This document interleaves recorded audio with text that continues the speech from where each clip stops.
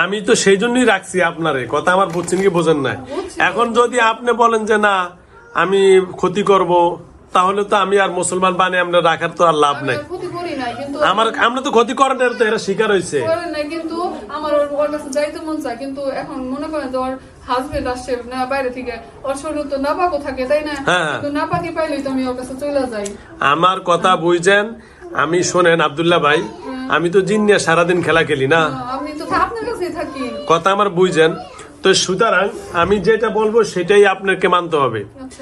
কারণ জিন ইচ্ছা করলেই যাইতে পারে না যদি তার ইচ্ছা না হয়। তো আপনারা আমি যদি আটকে পেলি বা আপনারা এখানে রাখি, তাহলে আপনি ওখানে যাওয়ার কোনো প্রশ্নই আসে না, কথা বুঝছেন? কিন্তু যদি আমার বোনে আমার ডাকে কোনো বিপদে পড়ে, আপনার বোনে যদি ডাকে, সেটা এই যে এর নাম কি, মিম, মিমে যদি কোনো প্রয়োজন মনে করে, তার পরিবার প্রয়োজন মনে করে, সেটা ভিন্ন জিনিস, কথা আমার বুঝছেন? কিন্তু এই ছাড়া আমার পক্ষতে কোনো অনুমতি নাই, কথা বুঝছেন? তাহলে এই যে আমার এখন সামনে বোতল অলরেডি যে চলে আসছে বোতল, তাহলে আমি এখনই আপনাকে কি করব, বন্ধ করে ফেলবো।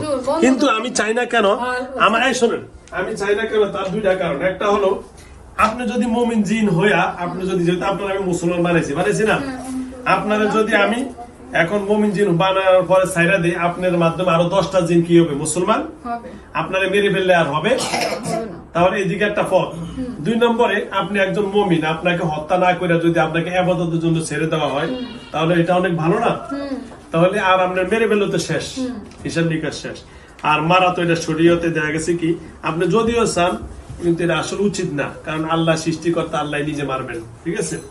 এই জন্য আমি চাই না যে আপনার কোন একটা দুর্ঘটনা হোক। যদি আপনি বেয়াদবি করেন বা আপনি যদি আবার আসেন, তাহলে তো এই জিনিসটা খারাপ, আপনারও বাণিজ্য থাকলো না, আমারও মান সম্মান থাকলো না, রইলো। তাহলে আপনার আমি মুসলমান বানানোর চেষ্টা হইলেন, এত ভালো কথা দিলেন, এত উপদেশ দেওয়ার পরে যে ব্যক্তি ভুল করে, তার উপদেশের কোনো দাম আছে? কথা বলেন, কোন দাম আছে? তো আমি আপনাকে একটা কথা বলবো, আপনার যত উপদেশ, এই উপদেশ তখনই কার্যকারিতা হবে যখন আপনার কথার কাজে মিল থাকবে। কিন্তু হুজুর, আমার তো মনে করেন যে আমি যাইতে চাই না, বুঝছেন?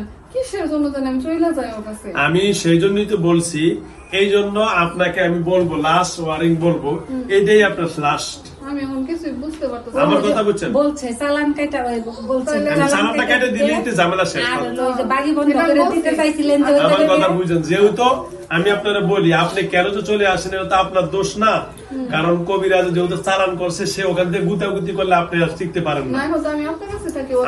আমি সেটাই বলতেছি, এই জন্য হলো অর্থ জ্বালা যন্ত্রণা হয়, কিন্তু এটাও আপন হবে না আজকে, সেটাও আমি কেটে দিচ্ছি। ওকে, ওকে, ঠিক আছে, আপনিও সুস্থ হবেন, আপনার বোনও সুস্থ হবে। আর যদি বাসায় কোনো বিপদ হয়, আর যদি কোনো সমস্যা হয়, ও জানি ডাকার সাথে সাথে জানি আমি যাইতে পারি। ওকে, ধন্যবাদ। সেই লাইনটা করে দিচ্ছি, তাই তো? ওটা তো করে দিছেন আপনি। আপনি এখন আর সিস্টেম করে দিচ্ছি, কিন্তু সব সময় যাওয়া যাব না। না না, সব সময় যাব না রে। আমি ও এখন বিনা অনুমতিতে, শুন আমি বলি, এই কি বলতেছেন? শুন, আপনি বলে বিনা অনুমতিতে চলে যান। বিনা অনুমতিতে যাই কেমনে? ওই শরীর নাপাক টাপাক থাকে তো। হ্যাঁ, না ওইটাও পারবেন না, না না না, ওইটাও পারবেন না। আচ্ছা, ঠিক আছে, আপনি সব কিছু করে দেন। ওকে, ধন্যবাদ। আউযু বিল্লাহি মিনাশ শাইতানির রাজিম। আমি এখন কেটে দিচ্ছি, 3টা ভূত দিলে সব কেটে যাবে। আচ্ছা, আপনি আগে আমারে সুস্থ করেন। ওকে, আউযু বিল্লাহি মিনাশ শাইতানির রাজিম। আর তোরা ভয় পাবি না, আমি আমার মেয়ের যা দেওয়ার দিচ্ছি, বুঝছস? আচমকা এক একটা কথা বলবো, ও কিন্তু আচমকা মনে করে যে এক একটা কথা বলবো, তোরা কিন্তু ভয় পাবি না। আচ্ছা আচ্ছা, হ্যাঁ, 2টা মিনিট আমাকে সময় দেন। আউযু বিল্লাহি মিনাশ শাইতানির রাজিম।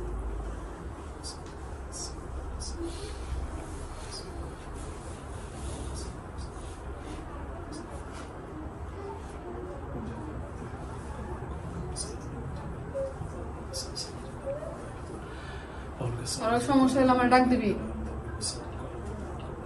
বুঝছস? শুনছস কি? আচ্ছা,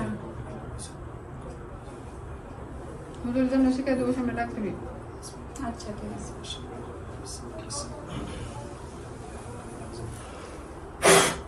ওর সমস্যা হলে আমি একাই জানো।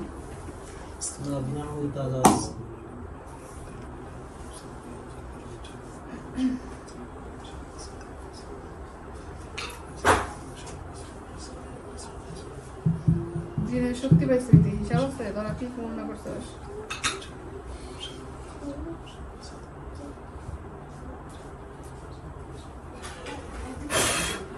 আমার আমার সন্তান দেখে আমি আর বিয়ে ছেড়ে গেলাম।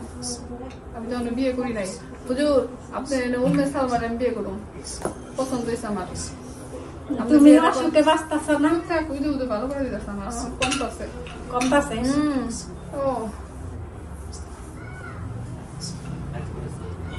কমতেছে রে। তোরা আমার অনেক উপকার করলি, আবার উপকার করলি, আমি তোর কাছে ঋণী। উপকার তো করবারই চাই। আমি তো খালি উপকার করে দিছি। আমার নাতিন জানি সুস্থ আমি তো থাকে। উপকার করে দিছি, যা দেওয়ার দিয়ে দিছি। আর কই আরবি না, আমার নাতিনটা কি দিলি, আমার নাতিনটা কি দিলি, আমার নাতিনটা কি দিলি। এখন ওদেরকে বলছি দুষ্টামি করছি। দুষ্টামি করা হয়েছে, আমি তো দিয়ে দিছি, আর কই আরবি না তো। এটা তোর মেয়া, তুই কি দিলি, মেয়া তুই কি দিলি। দুষ্টামি করছি। তাও তো তুমি বলছো যে তাহলে আমি চিকিৎসা করি, বলে না আমার ওই পয়সার দরকার নাই, চিকিৎসার দরকার নাই। চিকিৎসা করা ভালো না রে। ওগুলা তো ওগুলা। হ্যাঁ ভালো থাকিস তোরা। চোখ খুলে যাবে এখন, চোখ খুলবে। ভালো লাগে। হ্যাঁ চোখ খুলবে।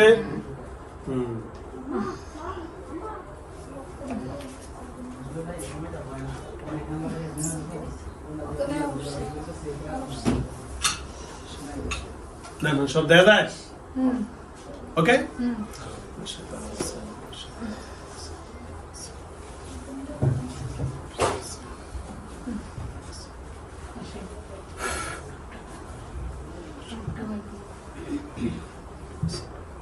বোতলে বন্দি করছে।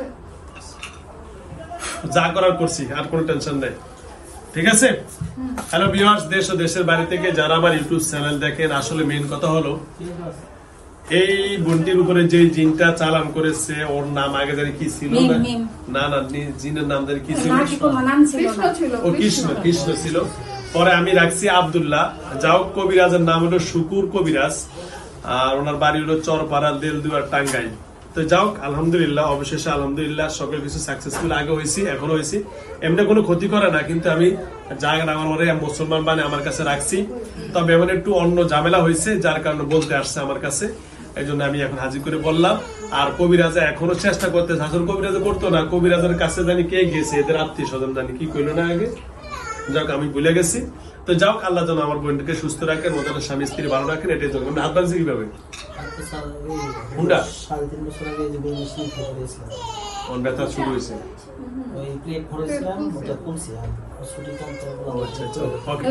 তো ঠিক আছে, নামাজ পড়ি না, কোন সমস্যা? দাঁড়ান, সোজা দাঁড়ান। ওকে, আলহামদুলিল্লাহ। ওকে, ঠিক আছে। হ্যালো, আসসালামু আলাইকুম ওয়া রাহমাতুল্লাহি ওয়া বারাকাতুহু।